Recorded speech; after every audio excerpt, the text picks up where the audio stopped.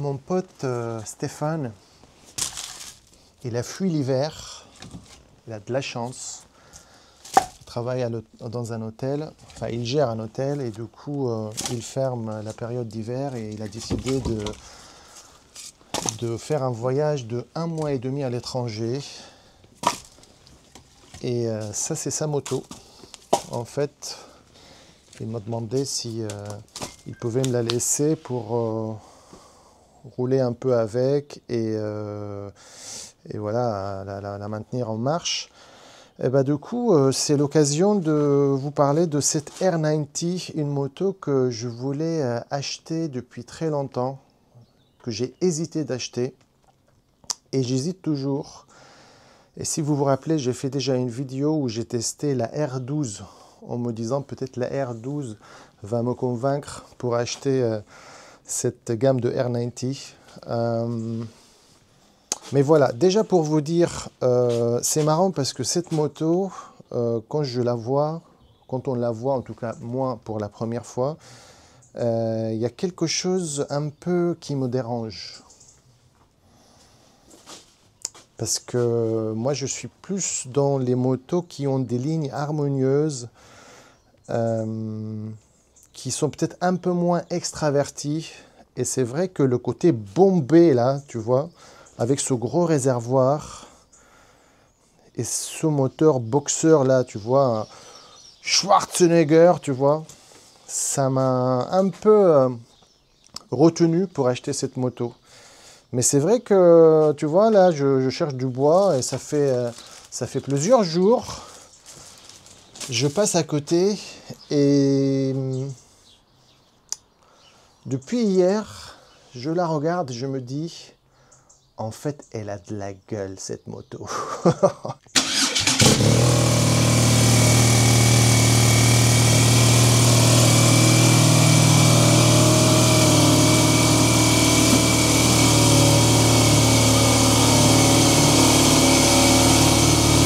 D'ailleurs, dans cette vidéo, je vais parler que de la R90 et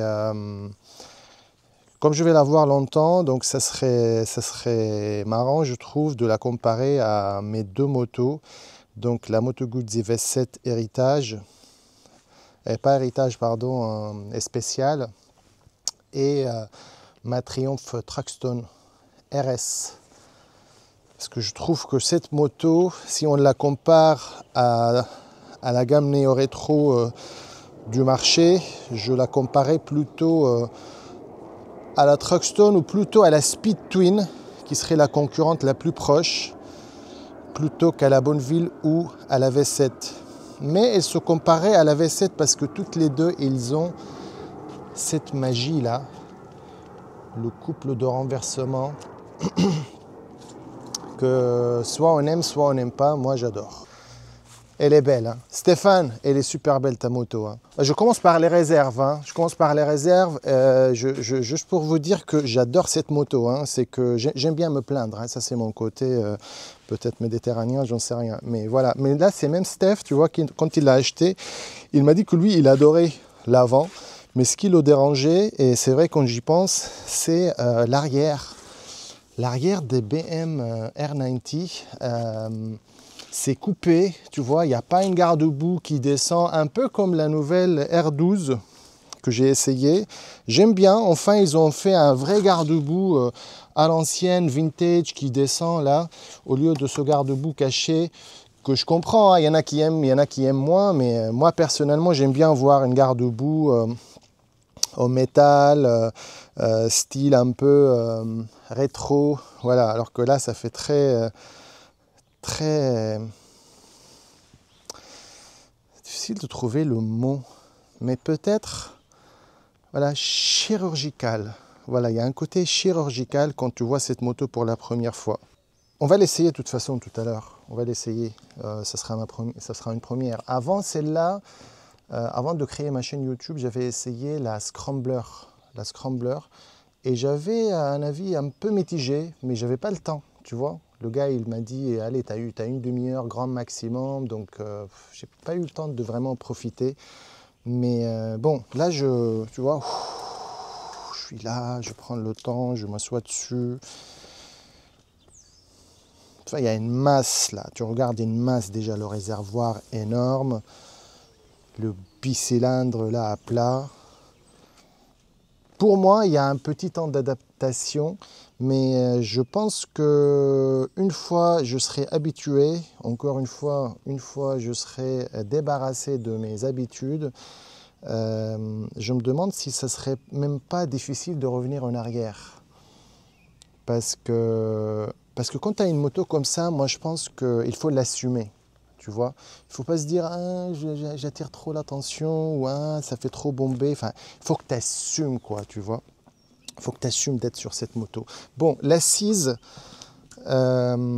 Stéphane, déjà, il a mis des pattes là pour rehausser le guidon. Donc, c'est vrai qu'on a une assise plus vers l'avant, un peu vers l'avant. Ça, pour moi, pour des longs trajets, pour une moto à tout faire, un peu comme ma Truckstone, j'aime moins. C'est pour ça que je la vends, d'ailleurs, la Truckstone. L'assise, ça me rappelle beaucoup la Truckstone ou même la Speed Twin, pardon, que j'ai essayé aussi. C'est-à-dire que tu es au-dessus de la moto. Tu vois, la selle, tu regardes plus de haut vers le bas. C'est pas comme d'autres motos où tu es vraiment dans la moto. Mais bon, je ferai une vidéo où je la comparerai à la V7 par exemple, où tu as une autre ambiance quand tu es sur la moto. Ce réservoir qui a l'air énorme, il fait 18 litres. Quand tu le regardes, il donne l'impression d'avoir plus, mais déjà 18 litres, c'est pas mal du tout. En termes de consommation, attends, je vais vous dire. Donc en moyenne, ça tourne entre 5 et 6 litres 5 au 100. Et en conduite sportive ou rapide, tu peux aller jusqu'à 7 litres au 100. Conduite douce sur route ouverte, moyenne de 5 litres au 100. Si je me trompe, ceux qui ont cette moto, ils peuvent partager leur expérience dans les commentaires. De toute façon, chers amis, je ne suis pas un spécialiste, je vous parle de mes impressions. Et l'idée sur cette chaîne, c'est de partager nos avis, de partager nos opinions. Donc n'hésitez pas sur cette chaîne, voilà, dans les commentaires, c'est très très actif, ça discute pas mal. Et ça m'enrichit énormément. Voilà, ce que j'adore, le logo BM, c'est l'un des logos, c'est mes rêves d'enfance, quoi, qui fait partie de mes rêves d'enfance. Parlons design, qualité de finition.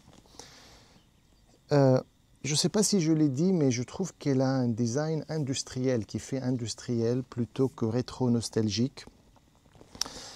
Du métal un peu partout. Pour certains, ça peut être un peu trop sophistiqué, un peu trop chargé. Qualité de finition irréprochable. On sent vraiment que tout est en qualité premium. Même quand il y a du plastique, là par exemple, tu sens que c'est pas de plastique cheap, quoi, tu vois. Et c'est la dernière technologie en termes de moteur, en termes de suspension, en termes de freinage. Il y a un double disque Brembo à l'avant, fourche inversée, je vois que c'est réglable. La suspension arrière, elle a l'air très confortable. Un mono là qui est caché sous la selle. Bah écoutez, à la fin je parlerai du prix d'entretien et je vous dirai ce que j'en pense justement parce qu'elle est assez chère cette moto. C'est la plus chère parmi toutes les motos rétro. Mais est-ce que vraiment ça vaut le coup?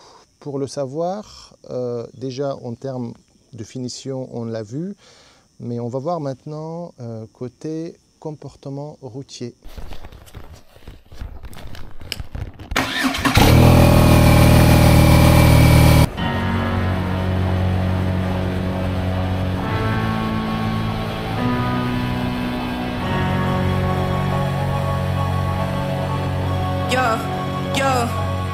You keep taking the L's and moaning. I be taking the flights, phones roaming. You just spit online and spaces, but I spit real life in places.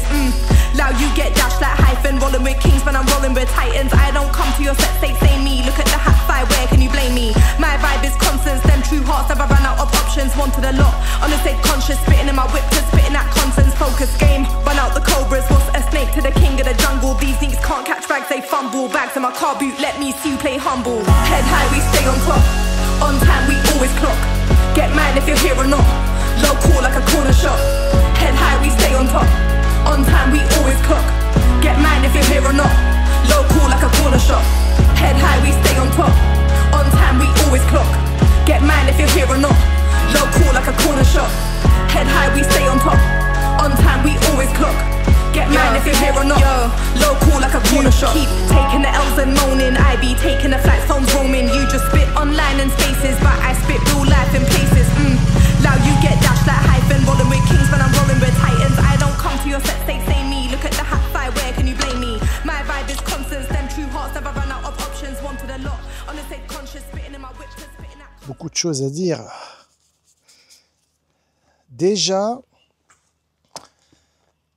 le mot machine de guerre, oui, c'est une machine de guerre. Je me demande si en termes de comportement moteur et style, c'est pas la moto parfaite entre côté rétro, cool, tu vois, qui roule doucement, et côté sportif, tu vois, qui va vite. Je sais pas s'il y a une moto sur le marché qui combine ces deux dimensions d'une telle perfection. Bah, peut-être la Speed Twin de chez Triumph, je dirais. Mais, wow. Bon, déjà, l'assise, oh, cette alarme, l'assise, pour un mec grand comme moi, genre 1m90, enfin une moto néo-rétro, aucun problème. Tu vois, pour ma Triumph Truckstone, si je mets la selle biplace, je galère. Il faut que je mette la selle monoplace pour pouvoir reculer vers l'arrière, tu vois, et ne pas toucher l'angle de réservoir. Sur ma V7, j'ai dû faire des modifications, etc. aussi pour avoir un peu de confort. Mais sur celle-là, regardez l'espace. Regardez mes genoux, l'espace que j'ai encore là, avant d'arriver à l'angle. C'est une moto très spacieuse. Aucun problème. Alors, par contre, pour le passager, c'est minuscule. C'est vraiment minuscule. Est-ce que tu es assez stable? C'est toujours quelque chose qui m'inquiète un peu. Ouais. Non, l'assise, j'ai pas trop confiance. J'ai l'impression d'être suspendu dans l'air et j'ai aucun maintien. Je sais que j'imagine doit y avoir des accessoires pour améliorer le maintien. Je sais même pas s'il existe un 6 bar pour la R90. Je suis pas sûr, j'ai jamais vu. Comportement moteur. Je me rappelle avoir vu un essai sur YouTube d'une chaîne assez respectable qui parlait des chevaux qui seraient un peu feignants sur cette moto.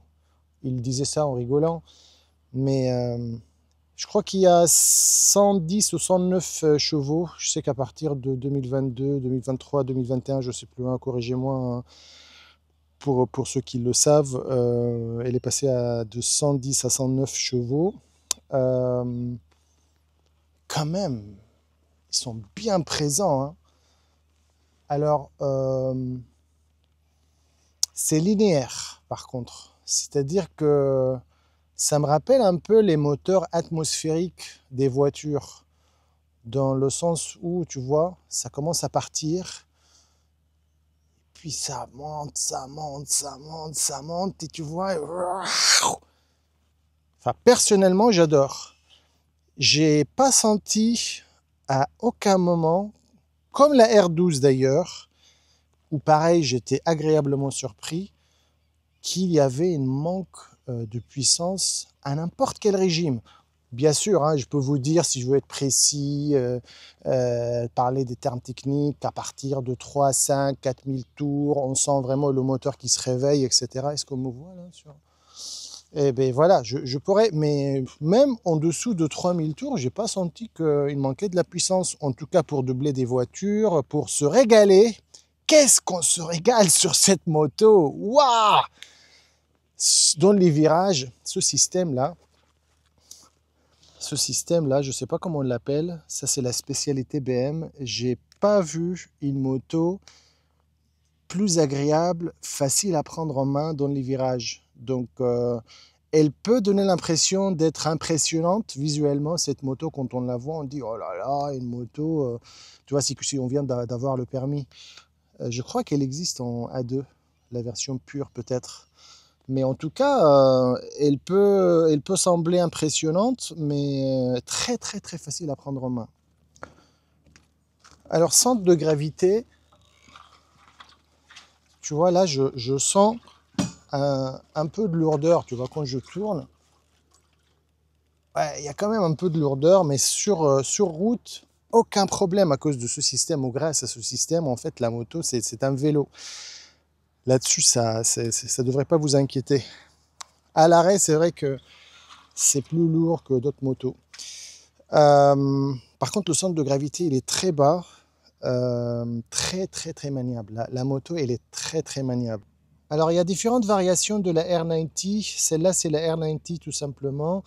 Puis, tu as la R90 pure qui est un modèle le plus abordable. Après, tu as la Scrambler avec des roues plus larges. Et la R90 Urban GS. Et puis, pour ceux qui veulent mettre plus d'argent, qui veulent customiser la moto de chez BM, il y a ce qu'ils appellent l'option 718. Et là, vous avez une gamme de peintures et des accessoires premium. Pareil, c'est magnifique. Bon, on n'a pas de chance, hein. On est début décembre et il se met à pleuvoir. Je vais peut-être rentrer à la maison et trouver un autre moment pour vous faire écouter. Et je ne sais pas si vous avez remarqué, parce que mon pote Stéphane, qui aime le son moteur, il a installé les pots J-Kill. Ça lui a coûté un bon billet, mais je vais vous faire écouter le son. Ah, ce kick là de couple de renversement qui me rappelle ma Guzzi, mais qui est plus précis, tu vois, mais j'en parlerai la vidéo prochaine quand je ferai la comparaison avec la Guzzi et ma Truckstone. Ça, c'est le son moteur normal. Il y a un bouton aussi pour ouvrir les clapets. Il commence à pleuvoir, je vais faire ça vite fait. Donc ça, c'est bruit moteur normal. Assez fade. J'appuie là. Là, les clapets sont ouvertes. Waouh!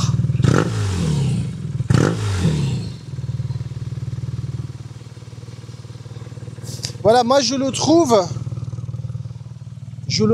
un peu sur le côté, pour moi, hein, un peu trop moderne. Déjà le moteur de la BM et puis ces pots J-Kill. Je trouve que ça lui manque, encore une fois pour mon goût, un côté plus à l'ancienne, un peu rustique, un peu bop, bop, bop, bop, bop, bop, tu vois, que tu trouveras peut-être chez Triumph et surtout chez Moto Guzzi.